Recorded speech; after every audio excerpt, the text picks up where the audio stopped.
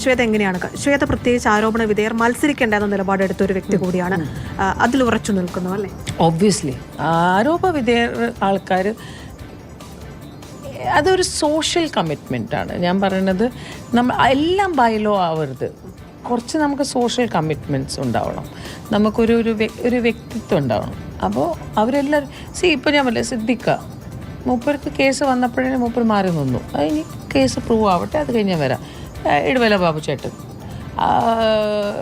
പിന്നെ അങ്ങനെ ഇപ്പോൾ ബാബുരാജ് ചേട്ടൻ ഇപ്പോഴാണ്. ആ ബാബുരാജ് ചേട്ടൻ സമയത്ത് റിസൈൻ ചെയ്യാത്തതുകൊണ്ടാണ് ഇതൊന്ന് കുറച്ച് വലിഞ്ഞത്. അത്രയേ ഉള്ളൂ അത്. പക്ഷേ അതുകൊണ്ട് അവർ മോശമായ ആൾക്കാരാണെന്നൊന്നും ഞാൻ പറയില്ല. ഈ അമ്മ അവർക്ക് വേണ്ടി എപ്പോഴും, അവർക്ക് എപ്പോൾ വേണമെങ്കിൽ തിരിച്ചു വരാം. അവരിപ്പോഴും അമ്മ മെമ്പേഴ്സാണേ. അപ്പോൾ അവർ ഇന്നലെ വന്ന് എല്ലാവരും വോട്ടും ചെയ്തിട്ടുണ്ട്. അപ്പോൾ അതൊക്കെ ഉണ്ട്. ഇതിൽ ഇപ്പോൾ നമ്മൾ നടി സഹപ്രവർത്തക ആക്രമിക്കപ്പെട്ട കേസാണെങ്കിൽ ദിലീപ് ഇപ്പോഴും കേസുമായി ബന്ധപ്പെട്ട് നിൽക്കുന്ന ആളാണ്. പക്ഷേ അതിജീവിത അവിടെ ഒരു വ്യക്തിമാണ്. അപ്പോൾ എന്തിനാണ് അവർ ഇപ്പോഴും പുറത്ത് നിൽക്കേണ്ടി വരുന്നത് എന്നൊരു ചോദ്യം ഉയരുന്നുണ്ടല്ലോ, പലയിടങ്ങളിൽ നിന്നും ഉയരുന്നുണ്ട്. ശ്വേത അവരെ തിരിച്ചു കൊണ്ടുവരാൻ ഉൾപ്പെടെ നമ്മൾ ഈ സബ്ജക്റ്റിന് ഓവറായിട്ട് സ്ട്രെച്ച് ചെയ്യണ്ട പ്ലീസ്. ഞാൻ പറഞ്ഞത് ഇതെൻ്റെ പേഴ്സണലാണ്. എന്നെ സംബന്ധിച്ച് അവളെൻ്റെ കലീഗാണ്, അവളെൻ്റെ ഫ്രണ്ടാണ്. നമ്മളെല്ലാവരും കലീഗ്സാണ്, നമ്മളെല്ലാവരും അങ്ങോട്ടും ഇങ്ങോട്ടും.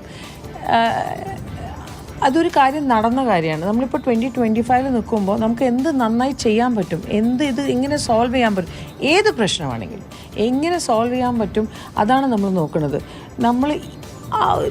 നിങ്ങളും എല്ലാവരും ഒരേ പോയിന്റിലാണ് സ്റ്റക്ക് ആവുന്നത്. അത് പ്ലീസ് ഡോണ്ട് പുട്ട് അത്ര പ്രഷർ. അതുകൊണ്ട് നമ്മളെ സംബന്ധിച്ച് നമ്മൾ ആസ് ഇതിപ്പോൾ ഞാൻ പറയുന്നത് എൻ്റെ വ്യക്തിത്വമായ ഒരു നിലപാടാണ്. കൈനീട്ടം കൊടുക്കാൻ പറ്റുമോ എന്നുള്ള ഒരു ഏറ്റവും വലിയ ഒരു ടെൻഷനാണ് നമുക്ക്. ബിക്കോസ് നമുക്ക് പൈസ ഉണ്ടാക്കണം. പൈസ ഉണ്ടാക്കി കൈനീട്ടം അത് പ്രതീക്ഷിച്ച ഒരുപാട് ആൾക്കാർ വെയിറ്റ് ചെയ്യുന്നുണ്ട്. അതൊക്കെയാണ് നമ്മുടെ അവിടെ മെഡിക്കൽ, അവിടെ ഇൻഷുറൻസ്, ഇതെല്ലാം ഒരുപാട് കാര്യങ്ങൾ, ഒരുപാട് പോയിന്റ്സ് ഉണ്ട് നമുക്ക് സോൾവ് ചെയ്യാൻ. നമ്മളിപ്പോൾ ജസ്റ്റ് വന്നിട്ടേ ഉള്ളൂ. ഇത് ഓരോരോ ആൾക്കാരും വരുന്ന ആൾക്കാർ എത്ര സോൾവ് ചെയ്യാൻ പറ്റും അത്രയേ ഉള്ളൂ. എല്ലാവരുടെ ലക്ഷ്യം അമ്മയാണ് by the end of the day. നേരത്തെ പറഞ്ഞതുപോലെ ഇപ്പോൾ ശ്വേതയ്ക്ക് കയ്യടി കിട്ടുന്നത് തന്നെ നേരത്തെ സംഘടന പലതവണ വിമർശിക്കപ്പെടുന്നത് ഈ സ്ത്രീകളുമായി ബന്ധപ്പെട്ട അല്ലെങ്കിൽ നടി ആക്രമിക്കപ്പെട്ട കേസുമായി ബന്ധപ്പെട്ടൊക്കെയാണ് സംഘടന വിമർശിക്കപ്പെട്ടത്. അവിടെ ഒരു വനിതാ മുഖം വരുന്നു, അവരെ ഞാൻ തിരിച്ചു കൊണ്ടുവരുമെന്ന് ശ്വേത പറയുന്നു. ആ വാക്കുകൾക്കൊക്കെ വലിയ സ്വീകാര്യത ലഭിക്കുന്നുണ്ട്. ഒന്നുകൂടി എടുത്ത് ചോദിക്കുകയാണ്, അതിജീവിത തിരികെ സംഘടനയിലേക്ക് വരാൻ പ്രസിഡന്റ് എന്ന രീതിയിൽ excellent, she is most welcome. നമ്മൾ പറയില്ലേ, അവർ നമ്മളുടെ ഭാഗമായിരുന്നു, അവർ റിസൈൻ ചെയ്ത് പോയതാണ്. And I'm very happy if they all come back. ഞാൻ പറഞ്ഞില്ലേ, എനിക്ക് പേഴ്സണലി ആയിട്ട് അവരോട് സംസാരിക്കാനുള്ള ഒരു ഇതുണ്ട്. Because end of the day അവർ നമ്മുടെ കലീഗ്സാണ്. നമ്മൾ ചിലപ്പോൾ ഫ്യൂച്ചറിൽ എന്തെങ്കിലും സിനിമ ചെയ്താൽ നമ്മൾ അങ്ങോട്ടും ഇങ്ങോട്ടും സംസാരിക്കുന്ന ആൾക്കാരാണ്. But let me tell you, ഇത് ഇമ്മീഡിയറ്റ് എജൻഡയിലുണ്ടോ എന്ന് ചോദിച്ചാൽ അല്ല.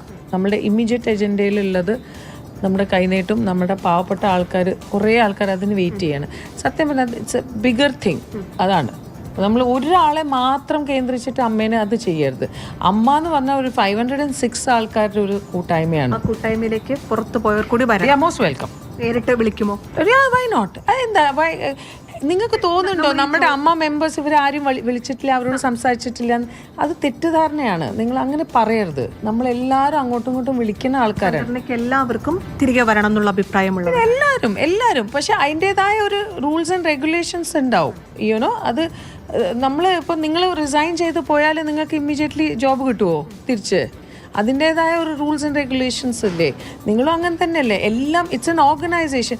ഞാൻ എൻ്റെ വീട്ടിൽ നിന്ന് കൊണ്ടുവരുന്ന റൂൾസ് ആൻഡ് റെഗുലേഷൻസ് അല്ല ഇത്. അത് അങ്ങനെ ഒരു നിലപാട് ശ്വേത പറയുമ്പോൾ പുതിയ എക്സിക്യൂട്ടീവ് കമ്മിറ്റി അതിനൊരു പിന്തുണ നൽകും എന്ന് തോന്നുന്നുണ്ടോ? എങ്ങനെയാണ് ആ നിലപാട്? കാരണം ഇതുവരെ ഒഫീഷ്യൽ മീറ്റിംഗും ചെയ്തിട്ടില്ല. പാവം, അവരെന്തിനാണ് ഇതിൽ വലിച്ചിടുന്നത്? എങ്ങനെയാണ് സംഘടന അതിനെ? എല്ലാവർക്കും വിഷൻ അമ്മ വിഷനാണ് നമ്മുടെ, അമ്മയാണ് നമ്മുടെ വിഷൻ, വേറെ ഒന്നുമല്ല. സോ അവരൊന്നും ഇതൊന്നും അറിയണമില്ല. ഞാനിത് പറയുന്നത് എൻ്റെ പേഴ്സണലായ നിലപാടാണ്. ഓക്കെ, എക്സിക്യൂട്ടീവ് എന്തായാലും ഏത് കാര്യമാണെങ്കിലും, പ്രസിഡന്റ് എന്ന നിലയിലാണെങ്കിലും എക്സിക്യൂട്ടീവ് എന്ന നിലയിലാണെങ്കിലും നമ്മൾ ഒരു കൂട്ടി കഴിച്ചിട്ട് അത് സംസാരിച്ച് അത് ഡിസ്കസ് ചെയ്തിട്ട് എക്സിക്യൂട്ടീവ് അത് ജനറൽ ബോഡിയിൽ നമ്മൾ ഉന്നയിച്ചു കഴിഞ്ഞാൽ ജനറൽ ബോഡി പാസ് ചെയ്താൽ മാത്രമേ എന്ത് കാര്യം നടക്കുള്ളൂ.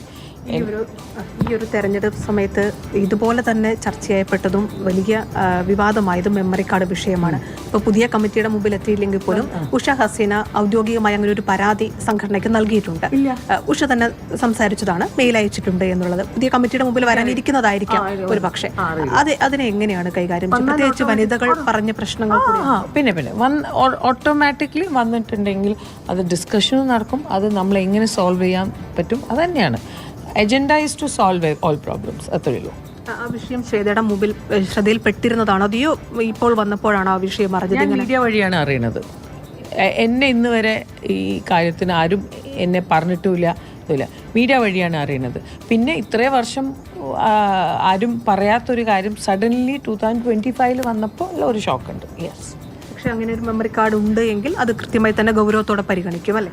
അത് ഉണ്ടെങ്കിൽ അത് കണ്ടുപിടിക്കണം. അത് കണ്ടുപിടിച്ചിട്ട് അതെന്താ ചെയ്യേണ്ടത് അതിൽ അതിൻ്റെതായ ആ ഡിസ്കഷൻ, അത് എൻ്റെ പേഴ്സണലായ ഒരു വിഷൻ അല്ല. അമ്മ എങ്ങനെയാണ് ശ്വേതയ്ക്ക് വ്യക്തിപരമായി പലരും മത്സര രംഗത്തുണ്ടായിരുന്നതാണ്, അതിൽ നിന്ന് പല ആളുകൾ വിജയിച്ചു വന്നിരിക്കുന്നു. ഇപ്പോൾ തെരഞ്ഞെടുക്കപ്പെട്ട എക്സിക്യൂട്ടീവ് കമ്മിറ്റിയിൽ ശ്വേതയുടെ ഒരു പ്രതികരണം? I M very happy.